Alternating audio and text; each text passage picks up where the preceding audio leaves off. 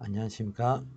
2022년도 NCS 스마트 혼합훈련 커피 바리스타 2급 자격증 과정에서 바리스타 이론을 맡은 김광희 교강사입니다. 이번 6차 시에 할 수업은 커피 추출에 대해서 배우도록 하겠습니다. 교재를 펼쳐보겠습니다. 50페이지 펼쳐보도록 하겠습니다. 커피 추출 이론에 대해서 배우게 될 거고, 이번 시간에 에스프레소에 대해서 배우게 되겠습니다. 뒤에 있는 커피 추출은 다양한 추출, 핸드드립이나 다른 다양한 기구에 대해서 사용하는 방법을 배우게 되겠고, 이번 시간에는 커피 기계, 에스프레소 머신을 이용해서 커피를 추출하는 방법에 대해서 배우도록 하겠습니다. 일단 바리스타는 무엇이냐? 바맨이라 부르죠. 바 안에서 있는 사람으로 완벽한 에스프레소를 추출하고 좋은 온도를 선택하고 커피 머신을 완벽하게 활용하고, 고객의 중요한 핵심은 이겁니다. 고객의 입맛에 맞게 하셔야 됩니다. 바리스타가 예를 들면 동남아시아 같은 경우에는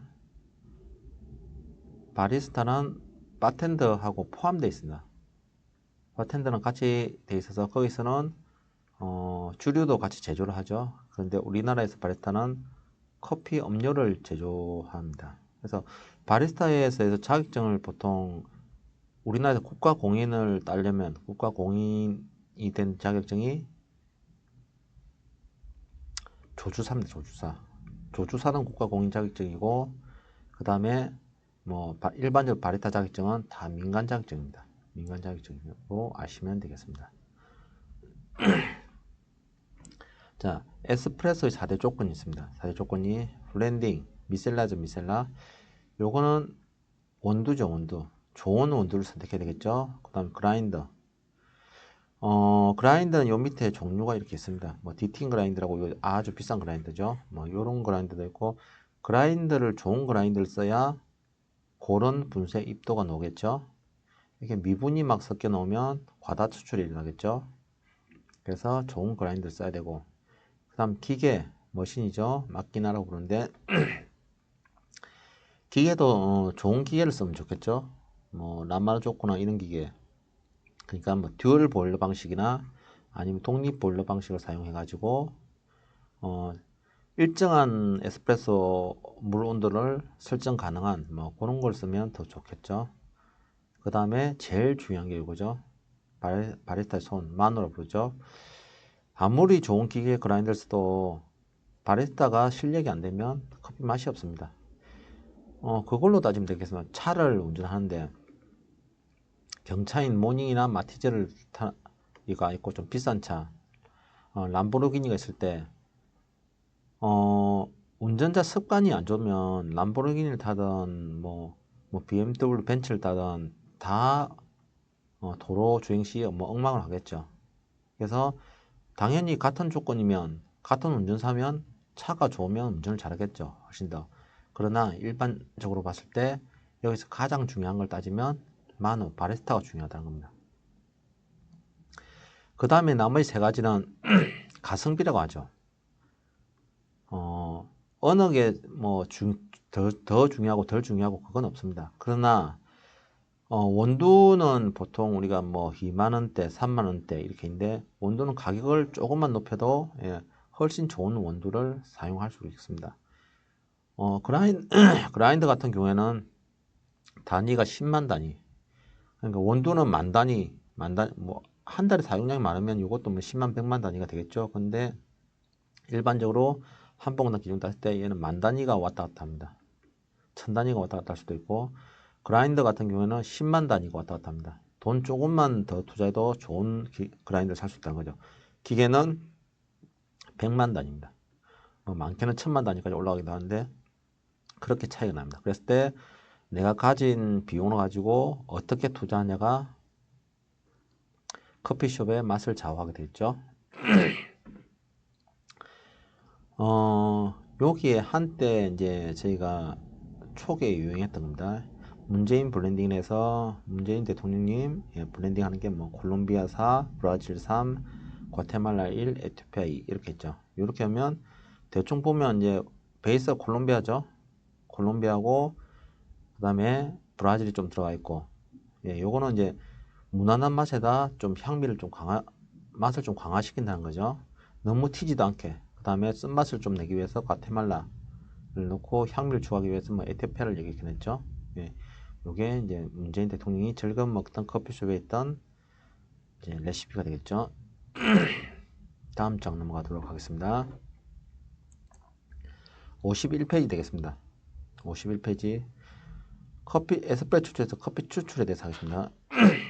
추출은 잔미를 포함하지 않은 양질의 유효성이 중요합니다.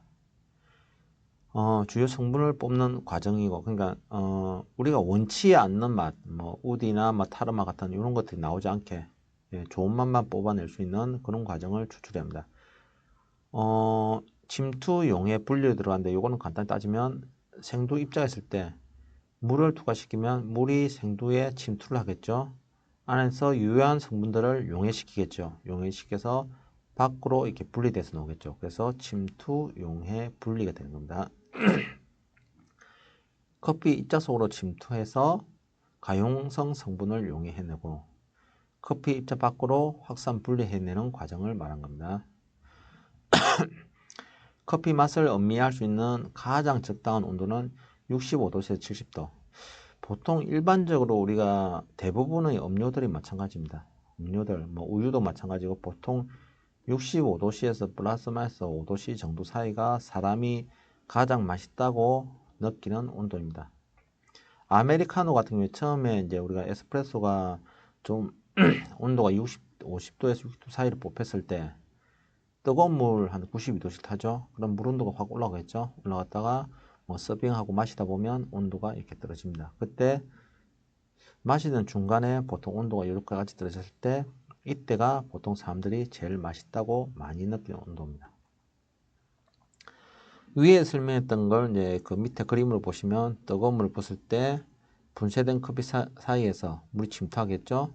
그러면 가용성 성분을 용해하게 될 거고 이 용해된 성분이 이렇게 분리돼 나와서 커피 추출이 이루어지는 과정입니다.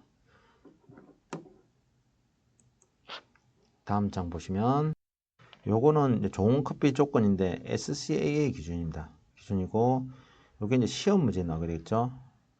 커피 적정 농도와 추출 수율을 묻는 문제가 나옵니다. 적정 농도라는 거는 1에서 1.5%, 그 다음 추출 수율이라는 거는 18에서 22. 여기 보시면 추출 수율이죠. 18에서 22. 요즘에는 20%로 제일 많이 냅니다. 그 다음 적정 농도. 적정 농도는 보면서 1에서 1.5.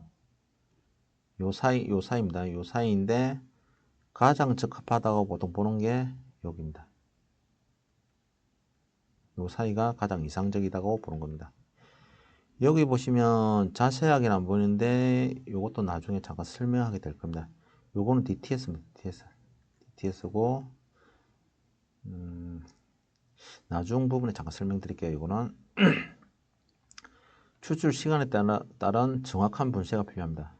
시간이 길수록 굵게, 이게 예를 들면 시간이 길다는 거는 입자가 모래처럼 가늘어서 물을 넣었을 때 투과가 잘 되지 않으니까 적정량을 뽑으려면 긴 시간이 필요한 겁니다. 그래서 이때는 입자를 굵게 해주시면 됩니다. 입자가 굵으면, 예를 들어서 막 이렇게 모래처럼 굵으면 물을 부으면 숭숭숭 빠지겠죠.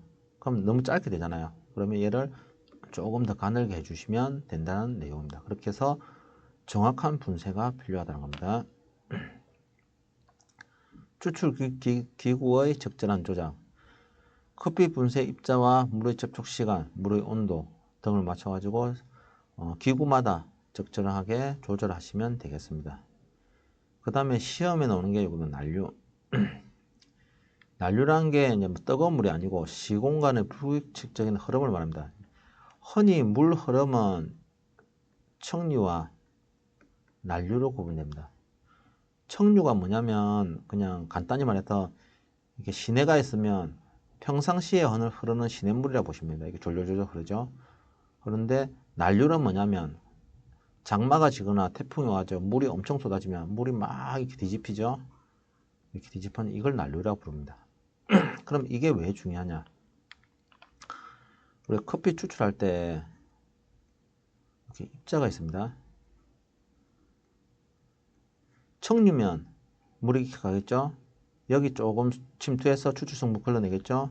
추출성분 걸러내고 여기 가면 요렇게, 여기도 요렇게, 요렇게, 요렇게 해서 흐르는 물의 방향에 많이 닿는 쪽만 많이 추출되고 나머지 부분 적게 추출될 겁니다. 청류면. 그런데 얘가 난류일 때는 입자가 이래 있으면 물이 요렇게 돌고 요렇게 돌고 하는 겁니다.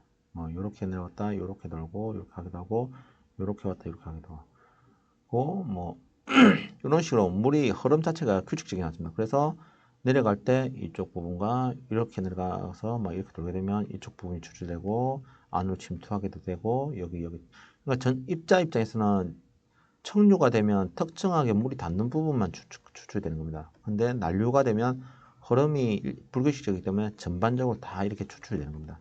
그래서 난류란 게 커피 추출에 있어서 아주 중요하다는 거 요거 시험 문제 나옵니다. 제적의 추출 방법. 그 추출을 할 때 내가 원두를 볶았을 때 에스프레소로 내렸을 때 맛있을 수가 있고 그러니까 핸드드립을 했을 때 맛있을 수가 있습니다. 예를 들면 내가 요즘 유행하듯이 커피를 약배전했습니다. 약배전인데 얘를 에스프레소로 내리면 너무 강한 산미들이 올라오는 경우가 있습니다. 근데 얘를 핸드드립으로 내리면 적정하게 향미들이 맞춰집니다. 그래서 어떻게 볶고 어떤 온도에 따라서 거기에 맞는 추출 방법을 선택해야 됩니다. 좋은 품질의 물. 미네랄이라고 해서 너무 많으면 좋은 게 아닙니다. 적정하게 50에서 100ppm 정도의 미네랄이 무기질이 함유된 물이 좋습니다. 그 다음에 적당한 여과수단. 뭐 커피 품질하고 신선함 정도를 고려해서 요거는 하시면 되고 여과수단이라는 거는 뭐 어떤 걸 쓰냐. 예를 들면 핸드드립 할 당시에 종이 페이퍼를 쓰냐 아니면 뭐 그 용을 쓰냐 뭐 그런 차이겠죠. 그래서 거기에 맞게 쓰시면 됩니다. 요거는 이제 아까 말씀드린 앞에 지된 참고 자료입니다. 에스프레소 추출 실전 중요 포인트입니다. 요거는 이제 여러분이 나중에 커피를 추출하게 되면 실제로 이론과 다르게 실제로 사용되고 카페에서 많이 사용해 볼 거에 대한 내용이고 커피 용어부터 잠깐 설명드리겠습니다.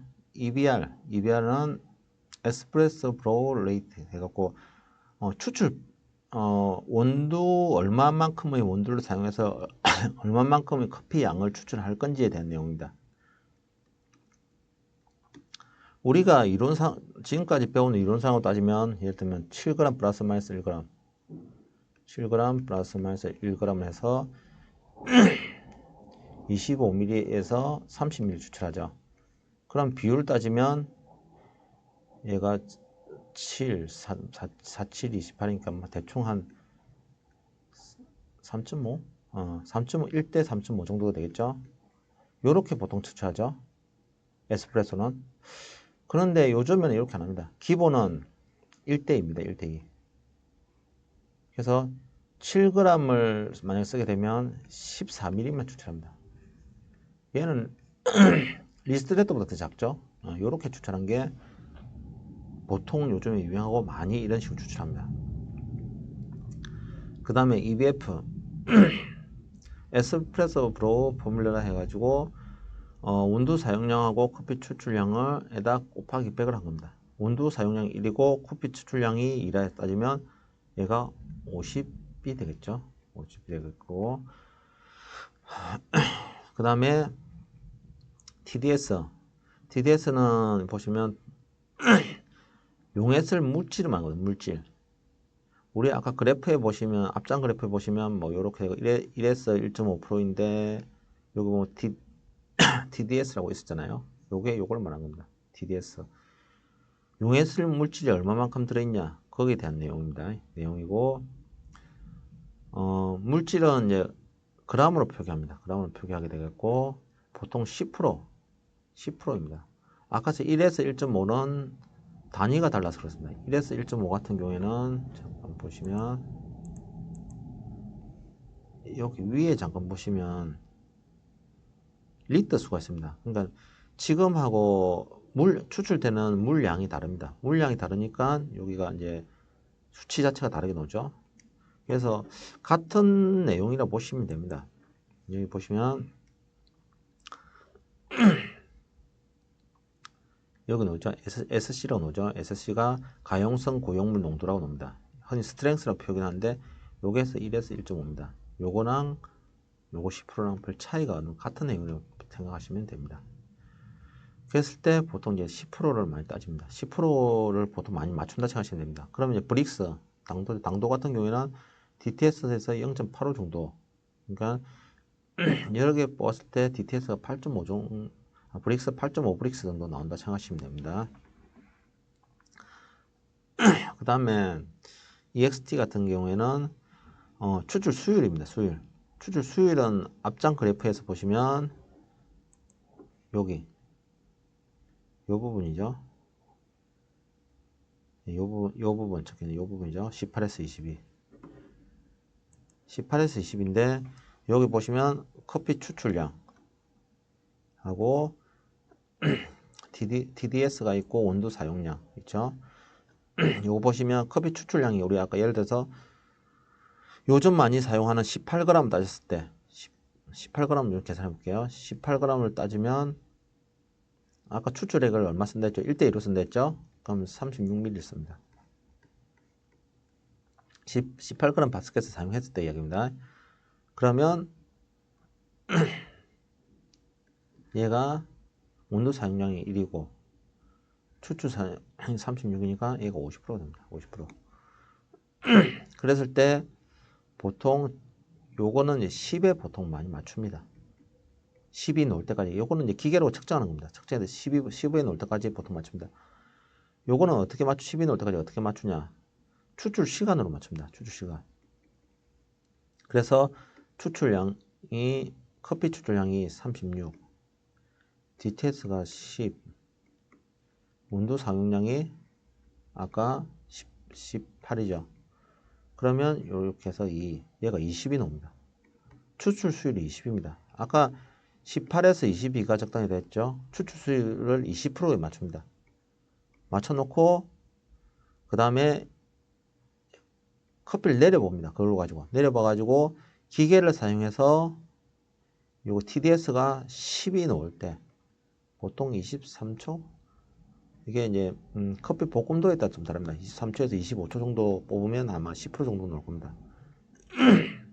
이렇게 맞춰서 커피 사용량과 추출 시간을 결정하는 겁니다.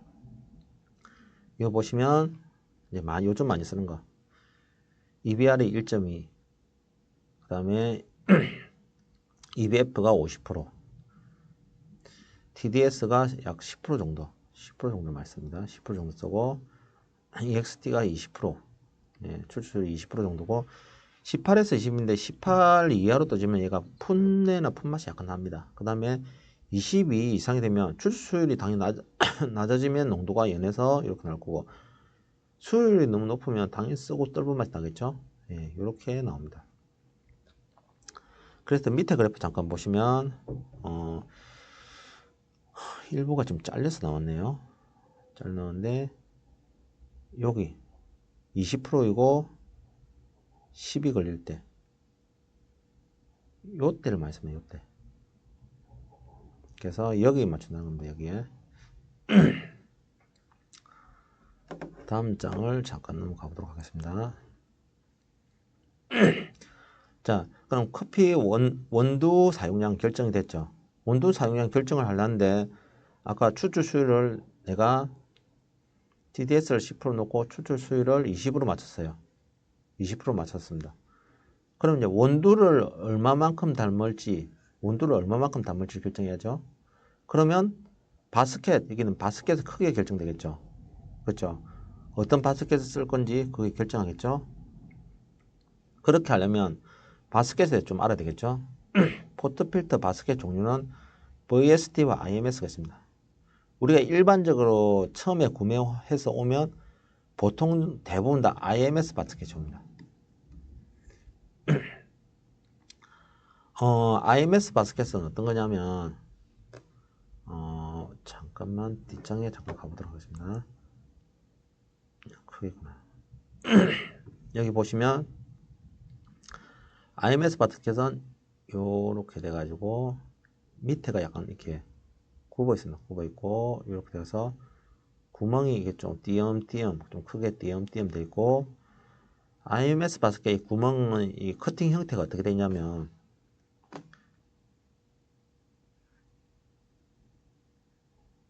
이렇게 되어 있습니다. 이렇게 밑에가 넓어서 쉽게 이렇게 빠지게 여기에서 잘 빠지도록 이렇게 되어 있습니다. 이게 IMS 바스켓이고 VST 바스켓은 이게 일자로 뚫려 있다 생각하시면 됩니다. 그리고 모양이 밑에 보이시죠? 이게 VST입니다. 얘가 지금 IMS입니다. 얘가 VST고 얘가 IMS. 요 밑에 보시면 타공 구멍의 타공 개수도 차이가 나죠.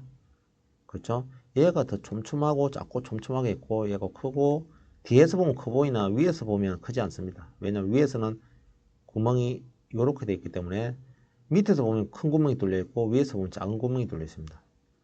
얘는 일직선에서 여러 개가 뚫려 있습니다. 이렇게 했을 때 VST 같은 경우가 훨씬 더 같은 양을 담았을 때 구멍이 많기 때문에 추출 속도가 더 빠릅니다. 이렇게 더 빠르게 추출됩니다. 골고루 빠르게 넓은 지역에 추출되고 IMS 바스켓이 위에가 촘촘하고 개수가 적기 때문에 조금 더 늦게 추출됩니다. 그러면 추출 수율이 조금 더 올라가겠죠. 같은 원두를 쓰면 VST 같은 경우는 산미와 향미 이런 것들이 많이 강화되겠죠. 요즘에 유행하는 커피죠. IMS 바스켓은 과거에 이용했던 단맛과 풍성한 크레맛, 약간 바디감 같은 거 좀 더 올라가고 이렇게 되겠죠. 그래서 어느 걸 선택하냐는 뭐 그쪽 가게 자유지만 우리 가게가 쓰는 원두가 약배전일 때 에스프레소가 뭐 하이 정도로 볶여 있다. 그러면 하이보다 그보다 덜 볶였거나 하이 정도로 볶여 있으면 아니면 CT인데 CT에서 색도가 조금 더 높게 볶여져 있으면 VST를 쓰는 게 훨씬 더 유리합니다.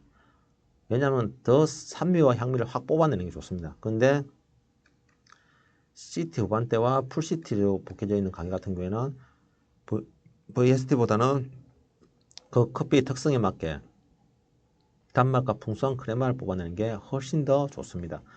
그래서 가게에 어떤 원두를 쓰냐에 따라서 이 중에 하나를 선택하시면 됩니다.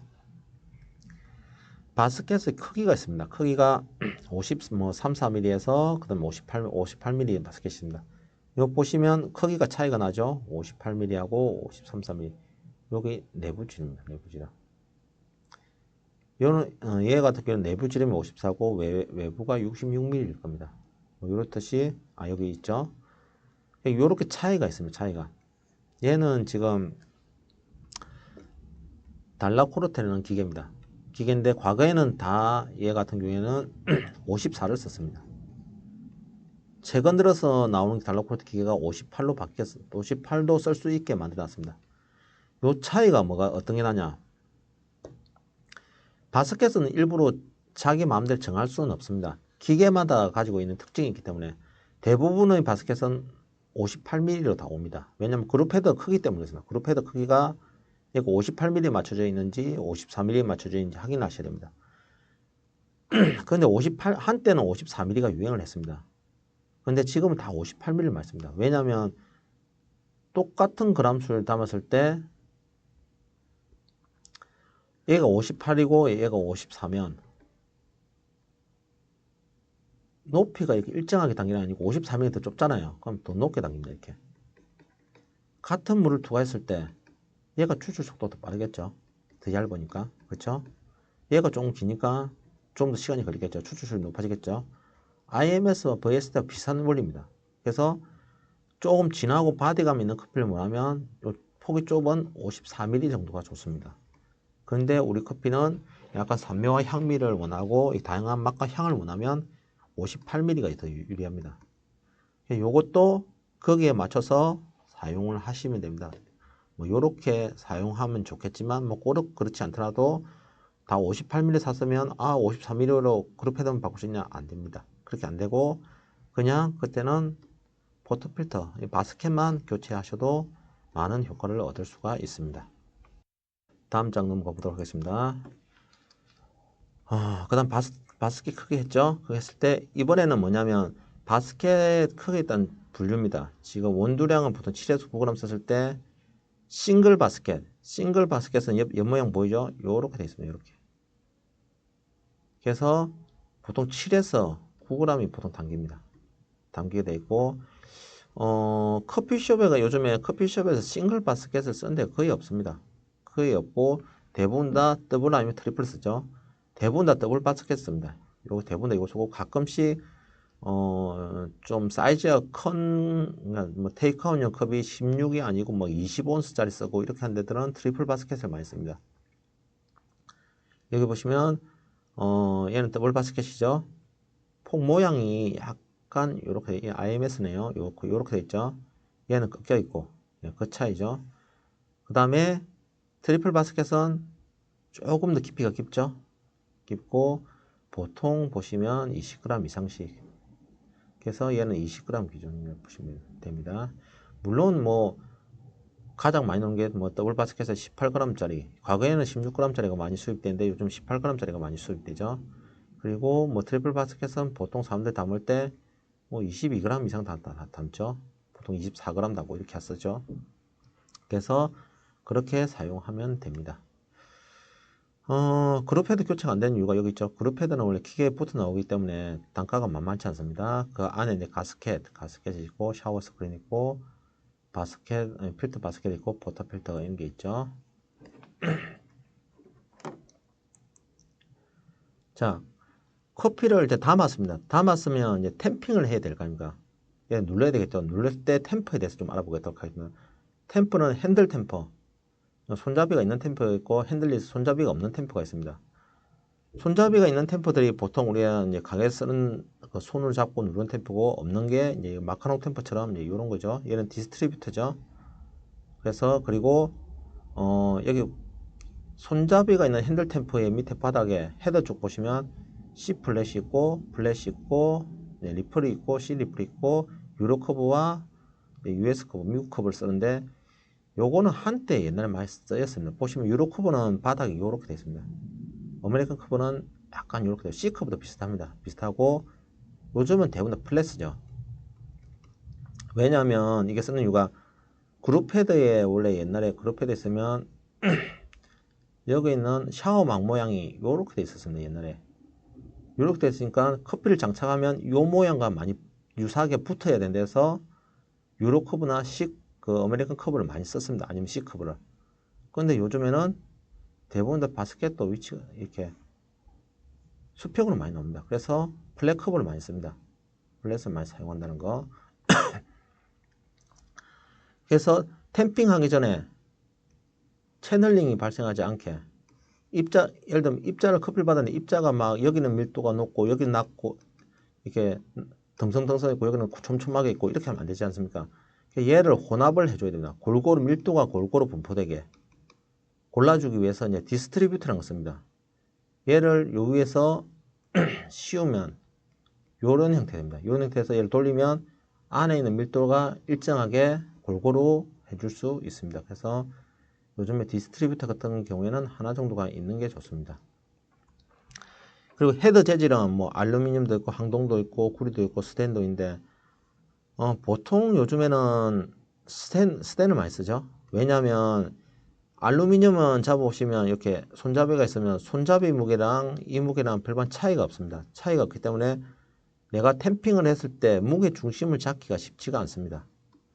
그래서 무게도 어느 정도 적당히 나가고 가격도 저렴한 스테인리스를 많이 씁니다. 여기 하게 되면 아래쪽이 무거우니까 위에서 살짝 눌러도 어느 정도 수평이 잡힙니다. 굴이나 동은 가격 대비 너무 비싸서 잘 사용하지가 않습니다. 그리고 뭐 항동 같은 경우에 충격에 의해서 찌그러지기도 하니까 동도 마찬가지고, 그래서 이 두 개는 잘 사용하지 않고 보통 스테인리스를 제일 많이 사용합니다. 자, 그럼 아까 잠깐 말씀드린 채널링이 되죠. 채널링이라는 것은 물이 커피 케이크를 균일하게 투과하지 못하는 경우, 입자가 이렇게 있는데 여기는 막 촘촘하게 있어요. 위에서는 수평이 맞아요. 근데 여기는 듬성듬성하게 있어요. 그러면 위에서 물을 부으면 이쪽으로 대부분 다 새겠죠. 물길이 생기겠죠. 여기서 이렇게 모여가지고 이렇게 분배가 되죠. 이렇게 모이니까 여기서 이렇게 분배가 되니까 똑같이 노네 생각하는데 실제는 이쪽에서 거의 대다수 과다 추출이 일어나죠. 이런 걸 방지하기 위해서 디스트리뷰터라는 걸 아까 써가지고 돌려서 같이 맞춰주는 겁니다. 그래서 채널링이 생기는 가장 큰 원인이 커피 파우더, 분쇄 커피의 밀도 차이에서 가장 많이 발생합니다. 그래서 디스트리뷰터나 그런 걸로 밀도를 일정에 맞춰주는 게 중요합니다. 그 다음에 탬핑. 일정에 그게 맞춘 다음에 내가 탬핑을 하는데 탬핑이 수평이 안 맞으면 똑같이 암만 낮은 쪽으로 빠지겠죠. 그래서 탬핑도 중요하고, 장착. 여기에 그룹 헤드에 장착할 때 꽝 소리가 나면 여기 옆에 단면 보면 커피 케이크죠.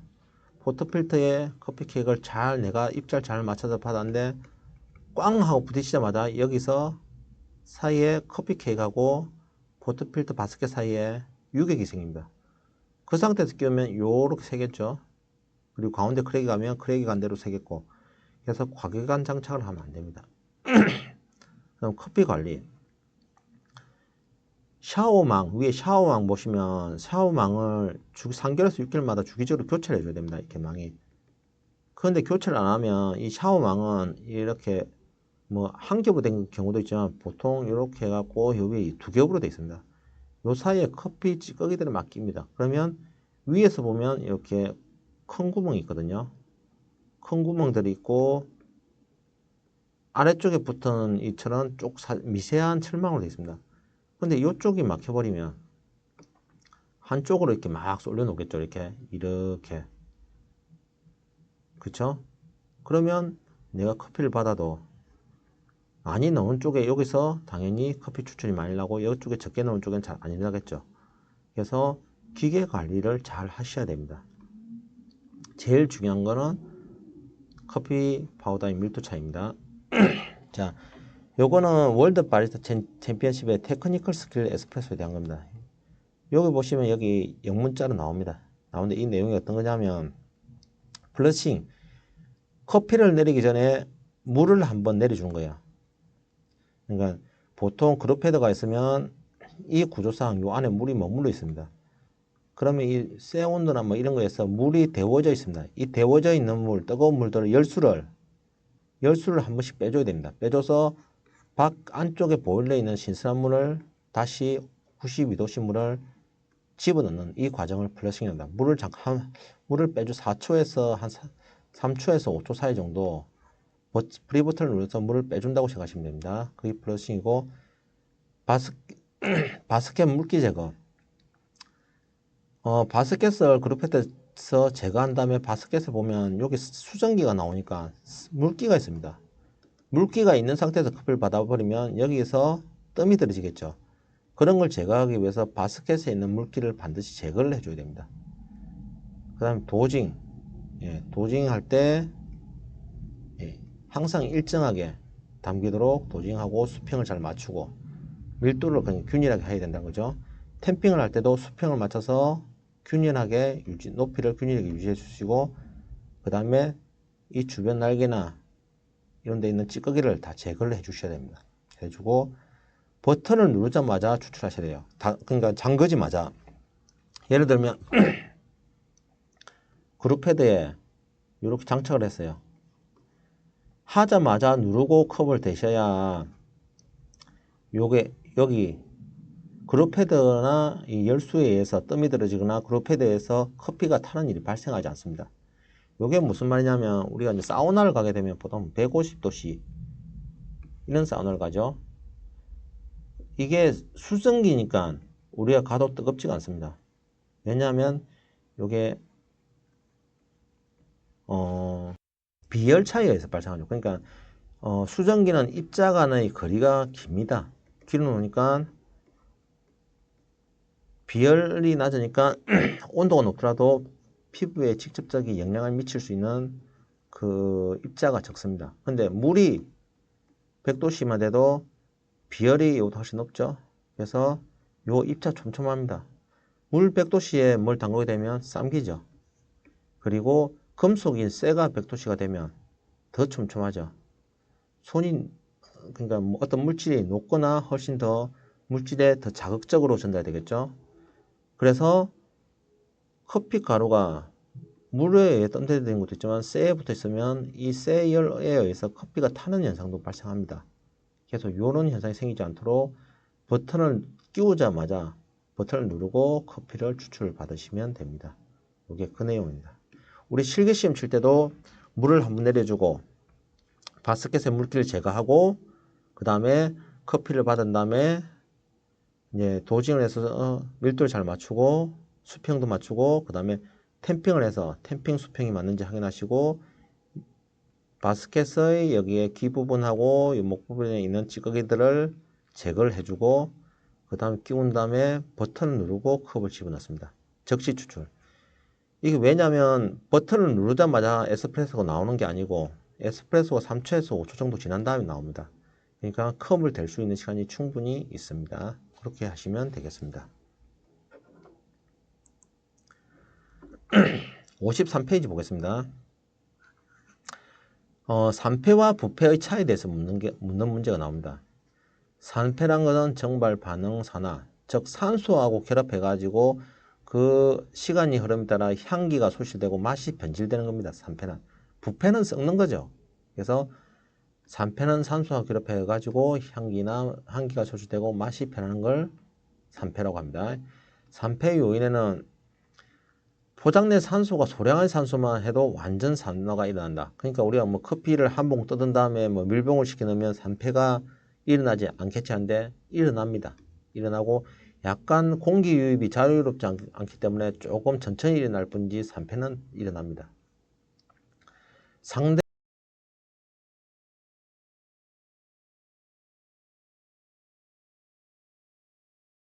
맑은 날에는 한 일주일 정도 걸리고3%씩 향소실이 빨라진다. 요것 때문에 이제 건냉한 곳에 보관하게 되고 우리가 그라인더가 있으면 그라인더에 커피를 너무 많이 담아두면 여기 안에 있는 그라인더 열에 의해서 요 위 아래쪽에 담긴 원두들이 산패가 빨리 일어나는 일이 발생을 합니다. 그래서 항상 적정량을 담아 두셔야 합니다. 강한 로스팅일수록 빨리 진행되고 함수율이 낮고 오일이 배어나와 있고 다공질 상태가 된다. 요게 뭐냐면 로스팅이 강하면 아까 다공질 안에 커피의 다공질 안에 가스가 많이 차 있고 요 안이 비어 있을 확률이 높습니다. 그러면 산소가 더 빠르게 유입되겠죠. 세포백을 조금 좀 빨리 통과되겠죠. 그래서 빠르게 산패가 일어난다는 내용입니다. 그리고 오일이 배어 나와 있는 이유는 로스팅이 강하면 오일이 배어 나와 있게 됐습니다. 안에 있는 기름들이 다 바깥으로 나오게 됐습니다. 분쇄 입도는 분쇄 커피가 온도보다 산패가 빨리 진행된다. 그러니까 미리 분쇄하지 말고 사용하기 전에 바로바로 분쇄했어야 된다는 거. 그러니까 그때 갈아서 커피를 뽑는다 소리입니다.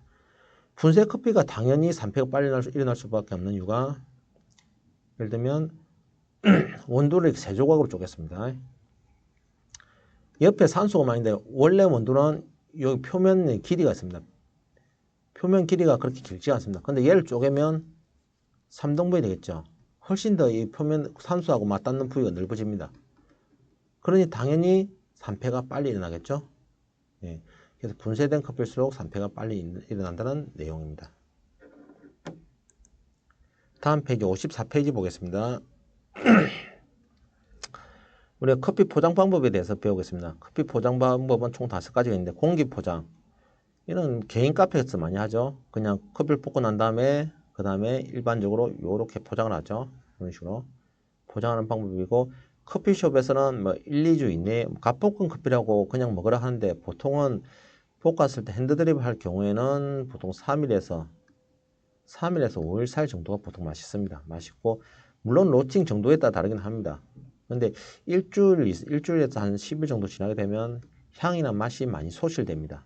소실돼서 요 정도 공기 포장은 요 정도에 쓰시면 좋을 것 같습니다. 진공 포장, 밸브 포장 이게 유통기한은 1년짜리입니다. 보통 이제 이렇게 이런 봉투에다 이런 아로마 밸브가 있죠. 안에 있는 이산탄소는 빠져나오고 산소를 못 들어오게 향기는 안에 가두고 이런 밸브죠. 이런 밸브가 있는 게 보통 유통기한 1년. 요거는 2년짜리입니다. 그러니까 안에다 진공 포장을 하지 않고 질소가스를 주입합니다. 질소가스가 숙성 기능이 있습니다. 그래서 유통기한이 조금 더 길게 됩니다. 2년. 질소가압 포장, 여기 1, 2커피죠. 알루미늄 캔에서 1.5기압의 질소를 가압시킵니다. 그러면 원두 내부에 있던 오일들이 바깥으로 배어나옵니다. 배어나오면서 얇은 막을 형성합니다. 막을 형성하고 어차피 내부에는 질소가 있기 때문에 산패가 늦게 일어나고 막을 형성되니까 더 늦은 산패가 일어나는 원리입니다. 요거는 이제 1, 2커피죠. 1, 2커피 특성 중에 하나죠. 1.5기압 질소 가압 충전. 사람들이 보통 1, 2커피를 업체에서 먹어보고 아 맛있네 나가 가져가서 사가서 먹어야지 해서 얘를 사갑니다. 얘는 질소 가압 충전이 안 돼 있습니다. 당연히 맛이 다르죠. 예. 그래서 3kg짜리예요. 3kg짜리입니다. 3kg짜리 이런 게 훨씬 더 맛이 풍부하다는 겁니다. 포장 재료 조건, 보양성. 야, 여기 아까 향이 못 빠져나게 아로마 밸브 망됐죠. 당연히 향을 보존해야죠. 차광성, 햇빛이 들어오면 안 되겠죠. 그래서 은색, 은박지를 쓰게 되고 방기성, 그러니까 기체들이 산소라는 게 왔다 갔다 하면 안 되겠죠. 그다음 방습성, 물기도 왔다 갔다 하면 안 되겠죠.